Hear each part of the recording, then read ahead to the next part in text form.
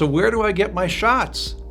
If you've asked yourself that question, you're like one of many people in the community. Hi, I'm Jim Heise, Chief Medical Officer here at Door County Medical Center. You know, if you're like me, it's confusing as to where the heck you can get your vaccines this year. You know, the last few years it's been very apparent. We've had clinics and all that sort of thing, but this year we have 3 distinct vaccines that are available, and it's just working a little different. So we thought we'd take a minute to actually talk about how do you go about getting the vaccine you'd like to get. The first one we'll talk about is the annual flu vaccine.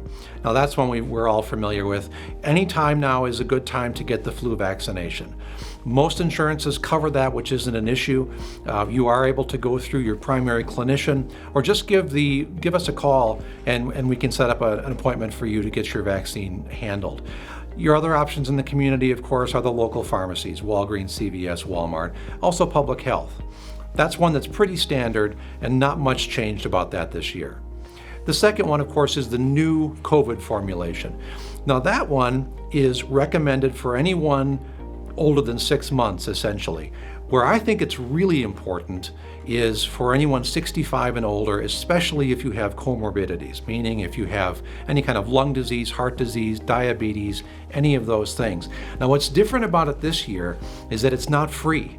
Last year, the government, and the years previous, the government was paying for it. This time, they're not. So what you're going to want to do is check with your insurance to make sure that it's covered.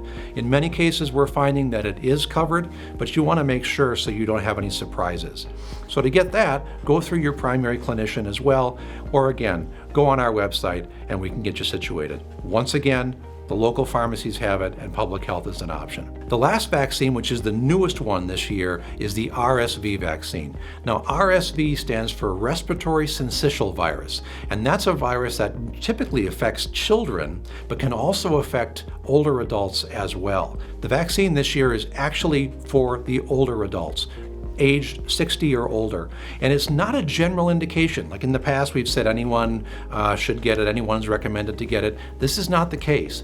The CDC has actually decided that it should be under what's called shared clinical decision making. Now, what the heck is that? Basically, what that means is rather than making a blanket recommendation saying anyone and everyone over 60 should have this vaccine, what they're saying is no, have a conversation with your clinician, your physician, your PA, your nurse practitioner, to see if it would be right for you.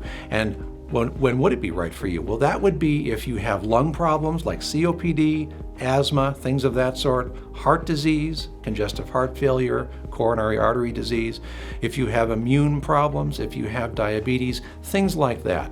So this is a vaccine, once again, that you want to talk with your primary clinician about to determine whether it's appropriate or indicated for you.